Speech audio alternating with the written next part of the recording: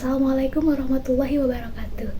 Alhamdulillahirabbil alamin wa bihi nasta'in wa ala umuri dunya waddin wassalatu wassalamu ala asyrofil anbiya'i wal mursalin wa ala alihi wa sahbihi ajma'in.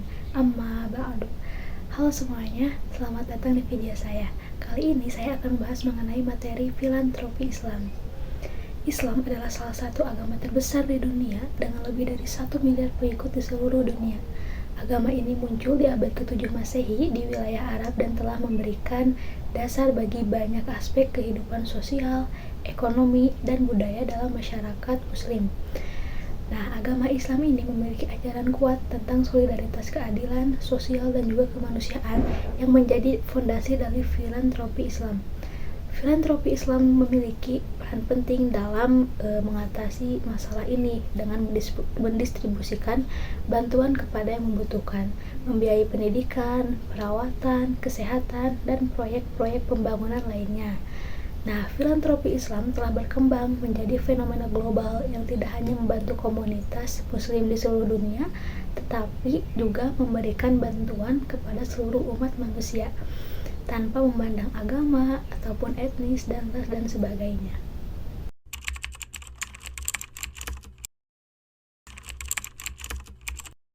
Yang pertama ada zakat.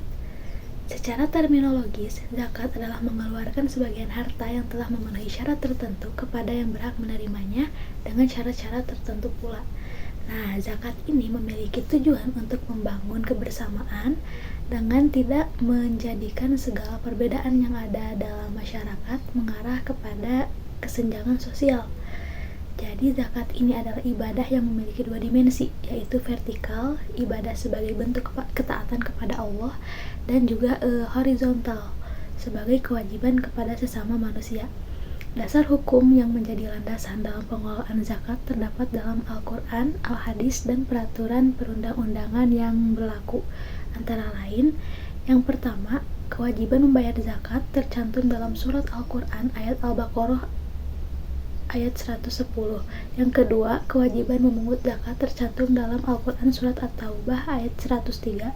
Yang ketiga, ketentuan kepada siapa zakat itu diwajibkan dan apa saja yang wajib dikeluarkan zakatnya tercantum dalam Al-Quran surat Al-Baqarah ayat 267. Yang keempat, tentang siapa saja yang berhak menerima zakat tercantum dalam Al-Quran surat At-Taubah ayat 60. Nah, zakat ini memiliki macam-macam. Yang pertama, secara garis besar, zakat ini ada zakat fitrah. Disebut zakat fitrah karena dikaitkan dengan diri atau fitrah dari seseorang, juga karena zakat ini dikeluarkan pada waktu fitri, yaitu pada waktu berbuka puasa setelah selesai puasa Ramadan. Waktu wajib zakat yaitu mulai dari saat terbenam matahari pada saat malam hari raya yang merupakan waktu berbuka dari bulan Ramadan. Besar zakat ini adalah 1 sok atau setara dengan 2,7 liter dari biji-bijian yang biasa dijadikan makanan pokok orang tersebut. Yang kedua ada zakat mal, yaitu zakat dari harta seseorang yang wajib dikeluarkan untuk golongan orang-orang tertentu setelah dimiliki selama jangka waktu tertentu dan dalam jumlah minimal tertentu atau nisab. Harta kekayaan yang wajib dizakati meliputi hewan ternak, emas, perak, dan uang simpanan, barang yang diperdagangkan, hasil pertanian, hasil bumi, hasil tambang, dan barang temuan. Nah, adapun orang yang berhak menerima zakat atau mustahik, yaitu ada 8 golongan. Yang pertama ada amil, yaitu orang yang khusus ditugaskan oleh pemerintah untuk mengurusi zakat, seperti petugas yang mencatat harta yang terkumpul, membagi-bagi, dan mengumpulkan para wajib zakat dan mustahik zakat. Amil dapat menerima sebagian dari zakat hanya sebesar upah yang pantas untuk pekerjaannya. Yang kedua yaitu ada orang fakir, orang yang tidak memiliki harta atau usaha yang memadai sehingga sebagian besar kebutuhannya tidak dapat dipenuhi. Yang ketiga miskin, yaitu orang yang memiliki harta yang dapat menghasilkan sebagian kebutuhannya tetapi tidak mencukupi. Yang keempat ada mu'alaf, yaitu orang yang baru masuk Islam. Yang kelima ada riqab, yaitu para budak yang dijanjikan akan merdeka bila membayar sejumlah harta pada tuannya. Yang keenam ada gharim, yaitu orang yang memiliki hutang. Yang ketujuh ada ibnu sabil atau musafir, yaitu orang yang ada dalam perjalanan yang bukan maksiat dan kehabisan bekal atau kekurangan biaya.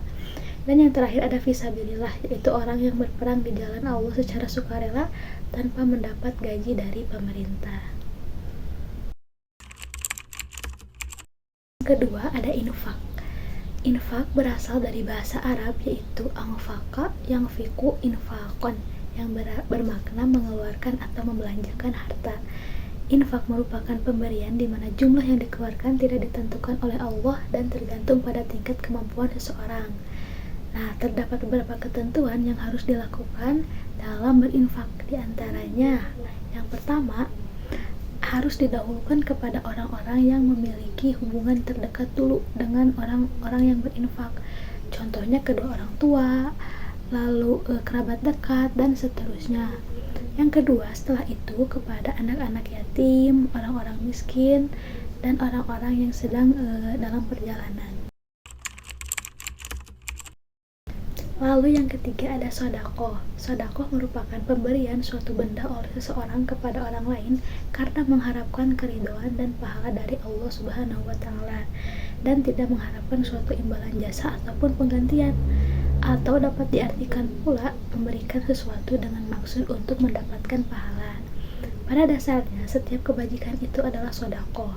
Contoh sodaqoh yang berupa materi seperti memberi uang kepada anak yatim, sedangkan yang berupa non materi seperti tersenyum kepada orang lain, menyeberangkan jalan, membantu orang yang kesusahan, dan sebagainya. Adapun dalil Al-Quran yang menunjukkan tentang anjuran sodaqoh seperti yang tercantum dalam surat Yusuf ayat 88.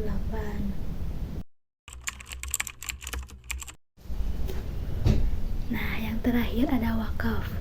Wakaf juga dapat diartikan sebagai pemberian harta yang bersifat permanen untuk kepentingan sosial keagamaan, seperti orang yang mewakafkan sebidang tanah untuk dibangun masjid atau untuk dijadikan pemakaman umum. Dasar hukum wakaf ini terdapat dalam surat Ali Imran ayat 92. Nah, dalam ayat tersebut terdapat perintah menafkahkan harta yang dicintai. Maksudnya adalah wakaf sebagaimana yang diterangkan oleh hadis Nabi riwayat Bukhari Muslim, bahwa setelah diturunkan ayat ini, telah salah satu sahabat Nabi dari golongan Ansor yang terkaya di Madinah mewakafkan kebun kurma yang paling disenanginya. Lalu selanjutnya ada macam-macam wakaf jika ditinjau dari segi peruntukannya kepada siapa. Dibagi menjadi dua. Yang pertama ada wakaf ahli. Wakaf ahli ini adalah wakaf yang dilakukan oleh wakif kepada kerabat dan keluarganya, yang pihak wakifnya mengkhususkan penggunaan hasilnya untuk memenuhi kebutuhan dari keturunannya. Wakaf ahli ditujukan untuk keluarga dan keturunan dari wakif. Wakaf ahli ini memiliki manfaat untuk memenuhi kebutuhan hidup dan kesejahteraan dari keluarga wakif itu sendiri. Contoh wakaf ahli adalah wakaf yang dilakukan oleh sahabat Nabi Abu Talha kepada kaum kerabatnya. Terus bisa juga contoh lainnya itu wakaf surat-surat berharga, kendaraan, hak kekayaan intelektual, benda bergerak lainnya yang asalkan tidak bernilai uang.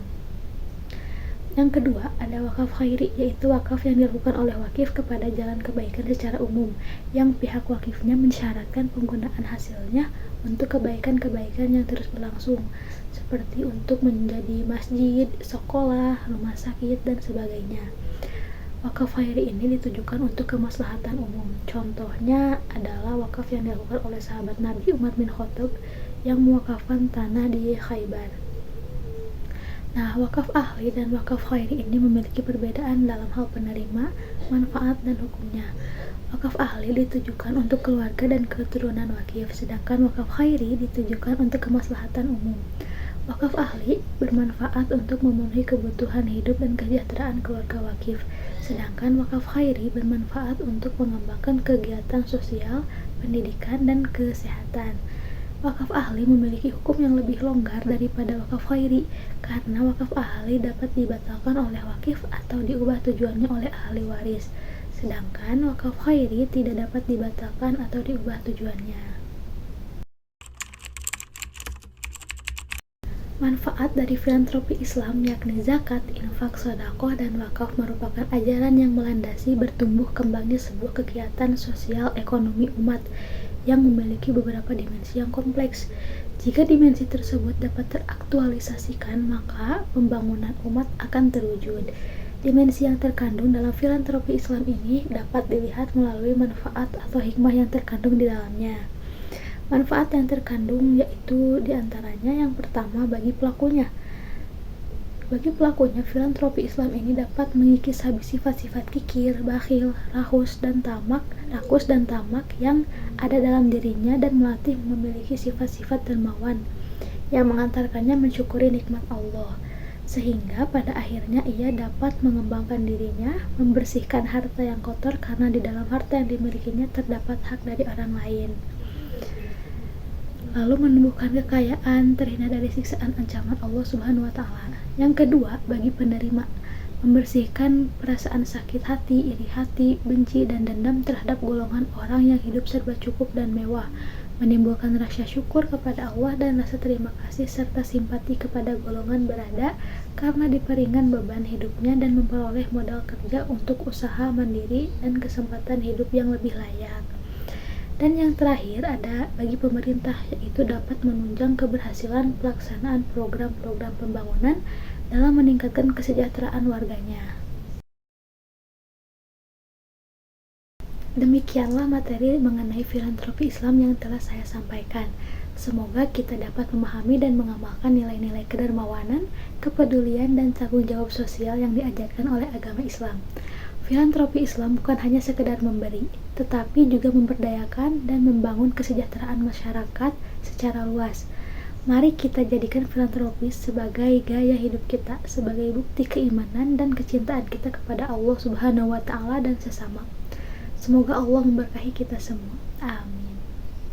Baik, cukup sekian yang dapat saya sampaikan. Kurang lebihnya mohon maaf. Wabillahi taufiq wal hidayah. Wassalamualaikum warahmatullahi wabarakatuh. Sampai nanti di video selanjutnya.